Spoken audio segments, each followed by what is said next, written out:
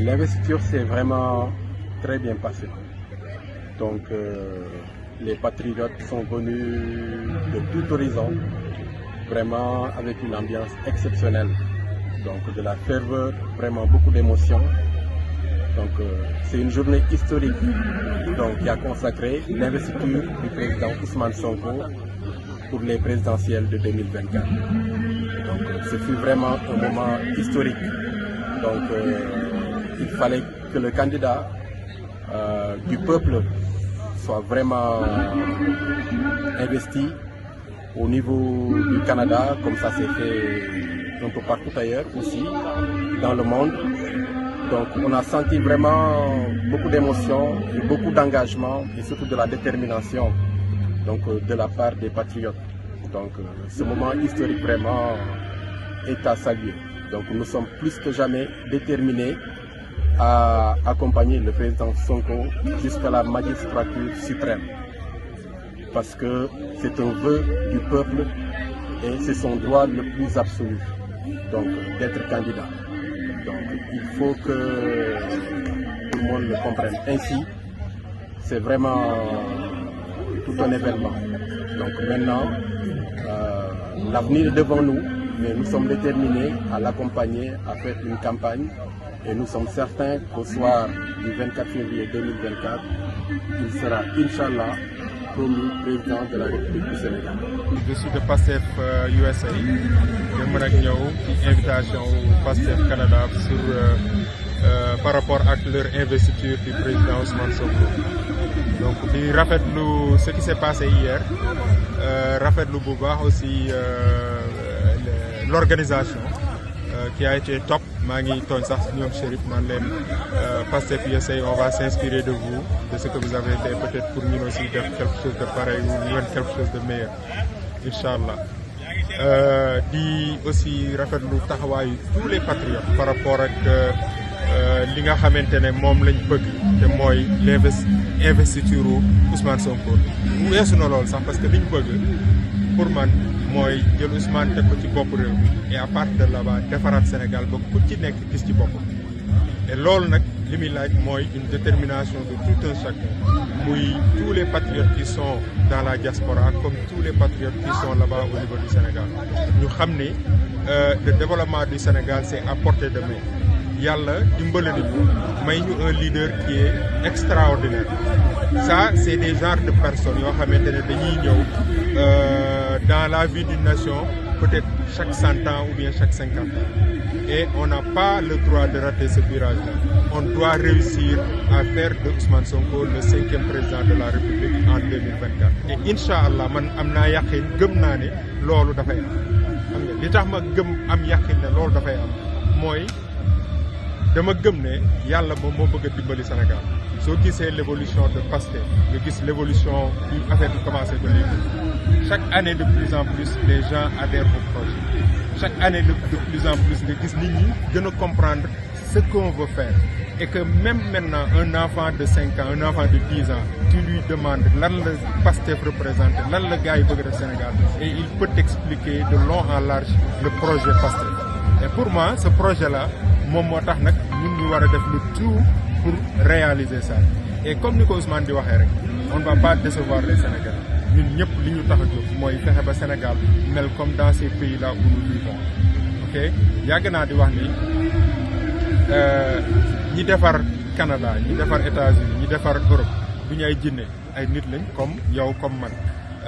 Et que y a une seule différence boo xamante ne moom moo ñu manqué mooy ñoom ils ont des leaders yoo xamante ne bëgg nañ seen réew teg ñëpp ci yoon et ñun peut-être qu'on n'a pas encore eu la chance de l'avoir mais yàlla def na ko en la personne du président Ousmane Sonko te looloo tax ñu investir ko et looloo tax aussi ñu nar ko fal financer ko nar ko fal en 2024 et après 2024 Inch'Allah jàppale suñu bopp jàppale Sénégal jusqu'à ce que le Sénégal se développe comme tout le monde et loolu moom je pense que jaamu yàlla la boo xamante ne tous les Sénégalais dañ cee war a ci nekk xar ci sa tànk tubay ñun au niveau du diaspora c'est un message qu'on va passer message bi mooy bu kenn xeeb sa dërëm bu kenn xeeb sa temps bu kenn xeeb sa xam-xam boo xamante ne da nga koy indi au niveau du Sénégal aussi on va leur demander la même chose les borom xam-xam yi dañuy wax le seul moment bi nga vraiment happy dëgg mooy bi nga dem ba fàtte sa bopp. Je pense que le projet Pastef li ñuy laaj et après même 2024 ce qu'on va demander aux Sénégalais mooy ku ci nekk yow na nga fàtte sa bopp ñu ñëw ñun ñëpp comme ce qui s'est fait dans tous les autres pays qui sont développés ñu ñëw àndandoo liggéey Sénégal développé et incha allah man am naa yaqin gëm naa ne loolu dina am voilà merci. Vivant ici à Montréal depuis plusieurs années maintenant, militant dans le parti Pastef depuis l'année 2017. Alors, je me suis engagée dans ce combat parce que le président Ousmane Sonko nous a vendu un projet extraordinaire dans lequel, je peux dire, toute la population sénégalaise, plus particulièrement la jeunesse, y voit leur compte. Ce projet, en résumé, n'est rien d'autre que notre souveraineté monétaire, économique, culturelle, notre souveraineté politique, etc., pour que vraiment le Sénégal puisse se développer. Et en même temps, répartir les richesses dont vraiment jouissent nos sols sénégalais. Nous avons de l'or, du zircon, des phosphates, etc. Ousmane Sonko, à son arrivée, voudrait qu'on reprenne tous les contrats pour qu'il y ait une coopération gagnant-gagnant. Il n'a jamais dit qu'il ne va pas coopérer avec l'extérieur ou bien avec la France, mais il veut vraiment que tout ce qui appartient aux Sénégalais revienne aux Sénégalais et que tous les Sénégalais y voient vraiment leur compte avec une répartition équitable des ressources minières, comment on appelle ça encore, naturelles, etc. Donc, l'événement, ça s'est très bien passé hier. C'est vendredi 21 juillet, que le Pastef Canada avait pris l'initiative d'investir notre candidat unique. Il n'y a pas de plan B, ni plan C, ni plan Z. Ousmane Sonko est notre candidat et unique candidat. Et Inch'Allah, on va tout faire pour qu'il soit candidat aux élections présidentielles de 2024 et en même temps, il va être élu. On est sûr là-dessus, hein, à 100%, qui sera élu à plus de 56% des suffrages universels en tant que président de la République du Sénégal. Il sera le 5e président. Donc Ousmane Sonko, candidat aux élections présidentielles de 2024 par la force. Par la force. Donc pas de négociation. Macky Sall doit savoir que le peuple est là, debout. Le peuple ne se laissera pas faire. On ne va pas accepter qu'il sacrifie notre candidat Ousmane Sonko. Donc, pour qu'il ait la paix dans le pays, comme il l'a toujours été, le Sénégal a toujours été un pays de paix, un pays de teranga, un pays de sutura. Alors nous demandons sagement au président Macky Sall qu'il quitte le pouvoir et nous laisser, nous la population sénégalaise, choisir celui qui nous convient. Et celui qui nous convient, c'est qui? C'est le président Ousmane Sonko. Secrétaire général Pastef Suisse. Secrétaire général Pastef Suisse. Je vous parle depuis le Canada, à Montréal, plus exactement. Pastef Canada, nous avons invité à investiture du président Ousmane Sonko. J'allais dire investiture de son excellence, le président Ousmane Sonko. L'organisation s'est très bien passée. Ça a été une réussite totale, sur tous les plans. Voilà. Nous, depuis que nous sommes arrivés le mercredi, on nous a pris en charge. On nous a pris en charge de nous dire sur hôtel qui suscité. Là, on est en train de profiter d'un barbecue qu'ils ont organisé pour les invités et pour les patriotes du Canada. La soirée s'est très bien passée et il y a eu des thématiques qui se sont passées. Donc, les thématiques, il faut que nous sachions la seule option qui est possible pour le Sénégal, c'est son excellence le président Ousmane Sonko. Il faut que les Sénégalais, il y a Sénégal, la plupart d'entre nous sommes des cadres dans de grandes entreprises. Nous sommes comme le Sénégalais doit faire, si une tiers brille, nous sommes de côté. Mais nous savons que le Sénégal, instant, il faut sortir le changement. Sénégal, instant, il faut sortir le changement. Dina wax ci 2 ou 3 exemples par exemple. Premier exemple, moi, l'eau. L'eau c'est la source de la vie.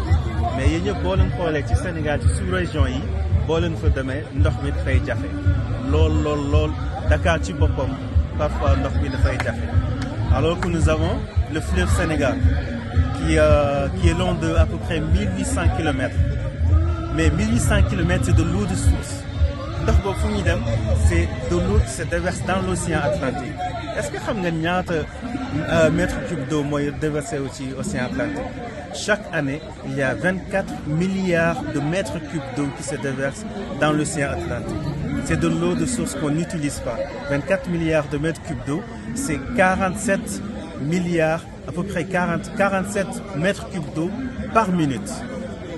C'est énorme. 47 mètres cubes d'eau, moi, camion citerne yu mag yi chaque minute 2 camions citernes d'eau ñooy sotteeku ci océan Atlantique. Man, je suis du Fouta. Quand je pars au Fouta, je vois des jeunes gens faire des kilomètres avec des charrettes d'âne, charrettes yi. booy dem Ziguinchor, booy dem Kédougou, dans toutes les sous-régions, c'est à peu près le même problème. Mais ndox boobu lu tax ñu utiliser. Il n'y a pas de solution. L'autre exemple, dans tout le Sénégal, il n'y a aucun hôpital, amul benn hôpital boo xamante ne c'est doté d'un héliport. Quand il y a les blessés graves, la plupart du temps, les gens meurent en cours de route. La plupart du temps, amuñu sax ambulance. Quand il y a des brûlés graves, c'est exactement la même chose. C'est un autre problème. L'autre problème que j'ai, c'est les femmes. Les femmes, comme on dit, la femme, c'est la première école du monde. Yéen jigéenu Sénégal, message bi pour yéen la. Yéen jigéenu Sénégal, boo leen di joxe doom, vous voyez comment ça se passe au Sénégal, dans Dakar. Parfois, da ngay wasin 2 heures, 3 heures, ñu génn le hôpital public. Dans les sous-régions, parfois, da ngay def ay kilomètres pour dem ci maternité. Parfois, votre vie reste en cours de route. Yéen jigéen Sénégal, xalaat leen loolu. Depuis ñaata président du Sénégal ñoo romb. Kenn fajul seen soxla boobu. Mais pourtant, il y a une solution. Il y a une solution. Il y a une solution. La solution, c'est qui? C'est son excellence, le président Ousmane Sonko. Donc xalaat leen loolu. Yéen ñi bëgg changement ci seen dund. Yéen ñi bëgg changement ci Sénégal. Yéen jigéen yi seen doom yi ñooy dem ci géej ba ne day daw ndóol bi nekk ci Sénégal pour ñëw ci Europe mais seen doom yi la plupart du temps du ñu egg Europe dañuy dee. Il y a une solution. Le président Ousmane Sonko, c'est la solution du Sénégal. Le président Ousmane Sonko, c'est la seule et unique solution pour le Sénégal. Moom mooy ñëw ndax Sénégal changer, Sénégal am benn air radieux. OK? Donc, c'est 3 exemples parmi d'autres problèmes yoo xamante ne Sénégal am na. Éducation bi suñ ci waxee ñun ñëpp gis nañ éducation comment ça se passe. Ma jël exemple l'ancienne université virtuelle. Depuis daaw, tous les bacheliers n'ont pas été réorientés. Donc, cela veut dire que am nañu année blanche. Après seen bac, kenn réorienté leen. Donc, tous ces problèmes-là, et pendant ce temps, on nous parle de milliards par-ci, on nous parle de milliards par-ça. Même Covid bi sax fex nañu ba sàcc ay milliards. Donc, il est temps que ñu ñëpp ñu yeewu. Il est temps que ñu ñëpp ñu jóg. Man, je suis du Fouta, plus particulièrement au Fouta. Je suis soninké. À mes frères et sœurs soninké. Wundieli wonangundi. Wundieli wonangundi. Wundieli wonangundi. Ousmane Sonko ri pour ga Sénégal den kané. Donc c'est le moment maintenant. Merci beaucoup Malène Nini, c'est votre frère Idrissa Cissé, secrétaire général Pastef Suisse. ñëw ci en tout cas cérémonie d'investiture bi nga xam ne moo amoon Pastef Canada man maa ngi ñëw depuis le jeudi donc cérémonie bi vendredi la woon te li tax ma ñëw jógee Suisse ànd ak sunu secrétaire général mooy li ma doon wax ci sama discours maanaam xaritoo gi nga xam ne am na entre les deux coordinations mais également fraternité bi nga xam ne am na te bisu démb bi dafa nekkoon bis boo xam ne bis bu am solo parce que bu ñu fàtte ne Pastef Canada en 2017 bokk na ci pays yi nga xam ne ñoo njëkkee am confiance ci le président Ousmane Sonko kon bu ñu ñëwaatee tey ak élection yi ñu gagné yëpp ak évolution bi nga xam ne gis nañ ko ci seen électorat tey ñu ñëw en 2023 ñu ne dañuy investir le président Ousmane Sonko comme leur candidat pour l'élection présidentielle de 2024 dafa nekkoon moment boo xam ne moment bu historique la boo xam ne inédit la kenn waru ko woon raté moo tax ma def déplacement bi ñëw fii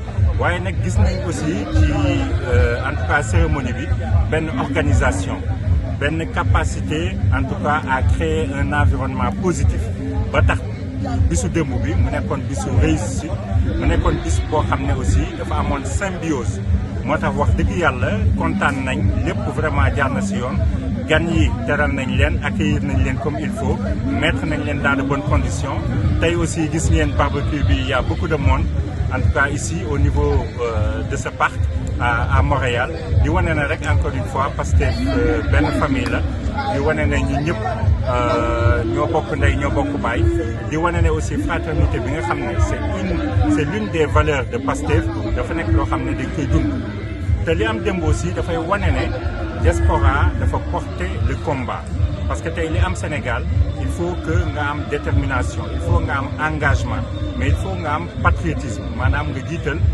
sa bëggu-bëggu réew au détriment de ton intérêt personnel te donc dafay wane ne diaspora vraiment mooy moteuru changement bii nga xam ne mi ngi am te c'est irréversible te Pastef Canada bokk na ci coordination yi nga xam ne wax dëgg yàlla ñoo ko porté coordination yi nga xam ne dañuy yàgg innover coordination yi nga xam ne en tout cas moom elle est pionnière par rapport à beaucoup d'actions yoo xam ne mooy tax ba tey parti bi fii mu egg maa ngi leen di gërëm di leen sant kontaan na.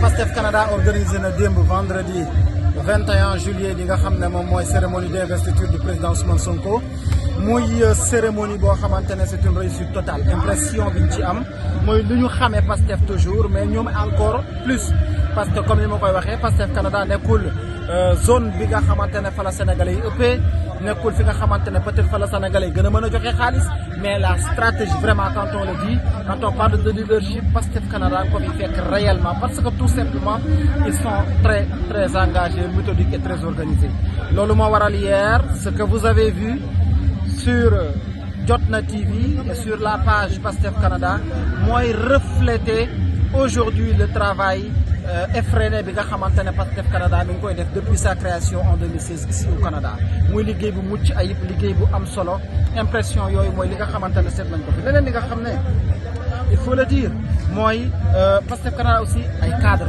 la ay borom yi xam-xam yoo xam ne domaine bu ci nekk mën nga ci jël un certain nombre de personnes yoo xamante ne mën nañu yor am réew à travers seen xam-xam mais en dépit de tout cela bu dee dañoo war a engager ils sont très engagés s'ils doivent être sur le terrain ils sont sur le terrain mais également s'ils doivent produire intellectuellement quelque chose boo xamante ne ça doit servir les Sénégalais loolu également ils le font pour dire tout simplement que Pastef Canada liggéey bu am solo ñu ngi koy def tey gis ngeen li nga xam ne moo am fii ici ci parc bi mooy barbecue bi nga xamante ne JPS Canada boo ko organisé après cérémonie d'investiture d'hier bi pour continuer liggéey bi nga xamante ne moom la ñu tàmbali démb mais surtout permettre aux membres ñu sympathiser ñu joxante xalaat mën a waxtaan seen biir toujours nag avec les mêmes sujets comment faire pour que le Sénégal puisse se développer comment faire pour que le porteur du projet Ousmane Sonko puisse être dans des conditions optimales pour la préparation de l'élection présidentielle de 2024 loolu mooy li nga xamante ne en ce moment moom moo la ñu mën a gis moom nañu impression bi nga xamante ne moom la ñu am ci cérémonie d'investiture événement bi nga xamante ne fekkee nañ ko démb fii ci Montréal vraiment di leen remercier bu baax a baax jërë ngeen jëf. Voilà, je pense que maa ngi fii Canada depuis 2 jours maa ngi ñëwoon pour fekkee cérémonie d'investiture bi nga xam ne dañ ko def pour investir naturellement le président Ousmane Sonko. Et je pense que c'est un très grand plaisir kontaan naa trop ñëw fii pour 2 raisons. Première raison évidemment mooy ne je suis de Pastef je suis responsable de Pastef te yàlla dogal na bañ koy fêter Dakar malgré interdiction bi je pense que ça a vibré de partout fekkuma Dakar.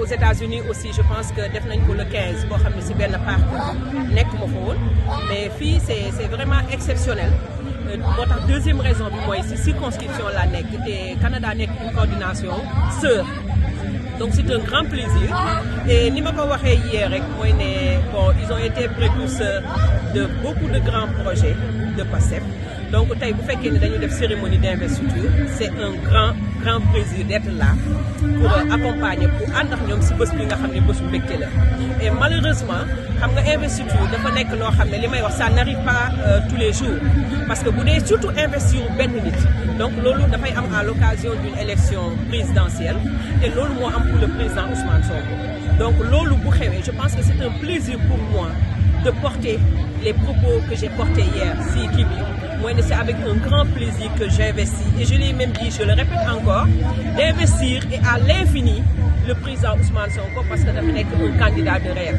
Déjà en Afrique nit ñaa ngi koy assimiler si ay jàmbaar yi fi jóge nga xam ne jàmbaar yooyu bëgguñu woon lu dul Afrique avancée te li ñu bëggoon bu leen ko joxoon tey Afrique bu nekk fii mu nekk. Donc Ousmane Sonko président Sonko bu nekkee une sorte de réincarnation de ces valeureux panafricains, je pense que bu ñëwee fi ñun ñu am ko comme leader au Sénégal, je pense que c'est une très grande fierté mu nekk un leader de rêve. Donc c'est un plaisir, un très grand plaisir de venir ici, man sama bopp, me joindre aux responsables ou bien aux militants et sympathisants de Canada pour investir le candidat des candidats, le candidat de l'espoir, le candidat des cœurs, le candidat du peuple, le président Ousmane Sonko. Maintenant dafa am quelque chose de loo xam ne musul am mooy un candidat bi nga xam ne tey tout l'espace politique confondu, en tout cas l'écrasante majorité aujourd'hui, il ne souhaite pas sa participation à ces élections à venir. Ce qui fait quelque chose d'exceptionnel, inédit, musul nekk koo xam ne ñëpp bokk ànd ne doo bokk parce que tout simplement leer na ne dafay bokk. Et c'est là où se situe le charme même de cette investiture. C'est-à-dire nga ne nit ki yow doo dem ou bien yaa ngi mébét li tax du dem keroog la patriote yi gën leen wan ne dafay dem et ñun faale wuñu sax les manigances, faale wuñu les complots parce que nous sommes sûrs Inch'Allah Rabbi que Ousmane Sonko, le président Ousmane Sonko dina bokk ci élection yi di ñëw parce que c'est une demande populaire. Et comme il l'a dit et comme le pensent beaucoup de gens, une élection présidentielle sans président Ousmane Sonko pour nekk Sénégal te duñ ko nangu te du am te Inch'Allah dafay bokk. Donc encore une fois c'est un très grand plaisir. On a vu la semaine dernière, cette semaine sax dafa mel ni juddu bi ak ngénte bi la parce que le 15 on disait que juddu bi la moom la ñuy fêter mais ngénte bi Canada je pense que nekk na ngénte bu am solo boo xam ne en tout cas j'ai beaucoup aimé, la fête était très riche, la fête était belle et puis en tout cas ñun lu ñu xam mooy avancer Pastef vers février 2024 Inch'Allah pour def li nga xam ne moom mooy le vote et qu'au soir de ce jour que Ousmane Sonko soit déclaré vainqueur, nous ouvrir de nouvelles pages pour le Sénégal, de nouvelles pages pour l'Afrique.